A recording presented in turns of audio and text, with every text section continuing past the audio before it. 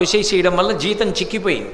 ఈ ఒక్క నెల 500 పెట్టడం కుదరదు అనడం. 2 ఆధరవులకి బదులు 1 ఆధరవే తింటాను తప్ప 500 పెట్టడం మాత్రం మానను అని అలాగే పెట్టేస్తాడు.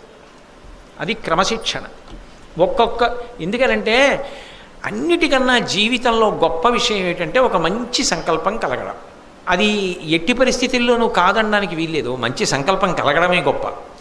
అయితే సంకల్పం ఒక్కటే మిగిలిపోయి దానికోసం ప్రయత్నం మాత్రం అడుగంటిపోయింది అనుకోండి, నవ్వుల పాలైపోతాడు. నేనేదో అవ్వాలని ఓ కోరిక ఉండడం గొప్ప. నేను ఓ డాక్టర్ని అవ్వాలి, మంచిది. నేను ఐఏఎస్ చదువుకోవాలి, చాలా మంచిది. నేను మంచి ఇంజనీర్ అవ్వాలి, మంచిది. ఉండి తీరాలి. ఆశయం ఉండకూడదని ఎవ్వరనరు. ఆశయం ఉండాలి. ఆశయంతో పాటుగా ఏముండాలంటే దానికి కట్టుబడి బ్రతకగలిగినటువంటి క్రమశిక్షణ ఉండాలి. ధృతి, పట్టుదల. నేను అలా ఉంటా, ఏది ఏమని నేను దానికోసం నిలబడతా.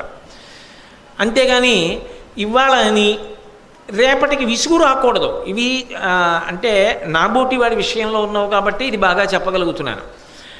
చిన్న చిన్న విషయాల్లో ప్రతిజ్ఞ చేస్తాడు, ఆ తర్వాత అది బరువు అయిపోతుంది. ఎక్కడో సుప్రభాతం వింటాడు, వెంకటేశ్వర సుప్రభాతం, చాలా బాగుంది, ఇంక నుంచి నీకు చెప్తున్నాను, ఇంకా ఏది ఏమైపోని ప్రతి శనివారం మన ఇద్దరం 4 అయ్యేటప్పటికి లేవాలి.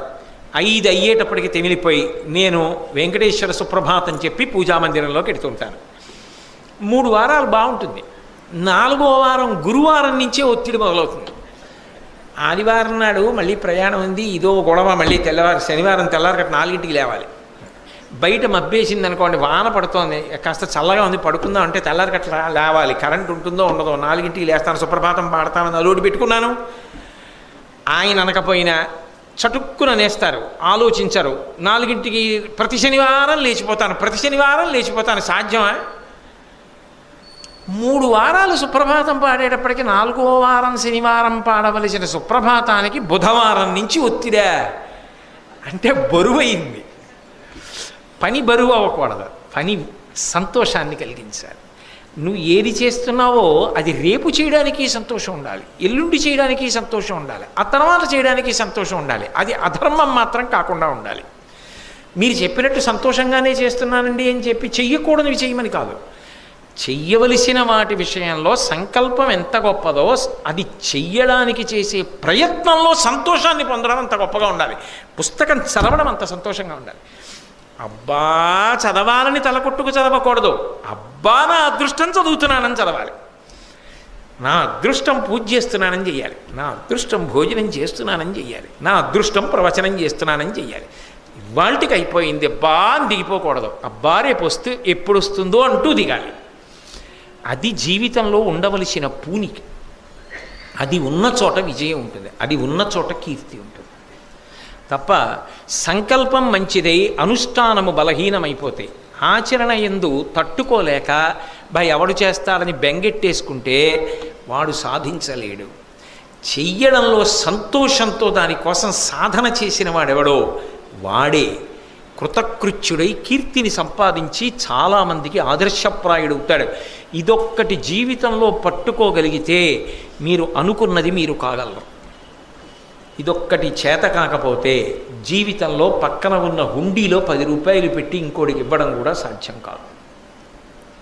అవసరాలు బతికున్నంత కాలం ఉంటాయి, ఉండకుండా ఎలా ఉంటాయి. 10 ఉంటే 11 రూపాయలకు ఉంటుంది, 11 ఉంటే 12 రూపాయలకు ఉంటుంది తప్ప 10 రూపాయలే ఉంటే 5 రూపాయలే అవసరాలు ఉండడం అన్నది ఎప్పుడూ ఉండకపోవచ్చు.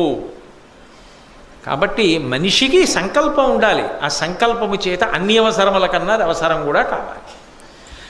సరే, అందుకని నాకు కొన్ని ప్రతిజ్ఞలు ఉన్నాయి. ఒకటి కాదు, ఆయన నిజంగా ఆచరించాడు అంటే కర్ణుడు ఎంత గొప్పవాడు అని చెప్పడానికి నేను ఇంత నేపథ్యం చెప్పా.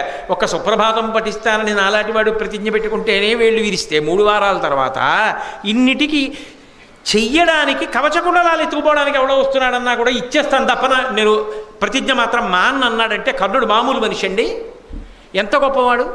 అంత గొప్పవాడి గురించి చెప్పడం నాకెంత సంతోషం, వినడం మీకెంత సంతోషం. అందుకు కదా చెప్పుకుంటున్నాం. అలా బ్రతకగలగాలి మనిషి, అది దీక్ష అని ఆయన అన్నాడు. ఒకటి కాదు సూర్యభగవానుడా, ఇంకా చాలా ఉన్నాయి, నాకు విను ఒక్కసారి చెప్తాను అని చెప్తున్నాడు. ఎప్పుడైనా నిన్నని చెప్పాను, ఇందాక చెప్పాను, ఆయన దానం చేసే వేళ ఒకటి ఉంటుంది. ఆ వేళలో ఏ బ్రాహ్మణుడు వచ్చినా నా శక్తి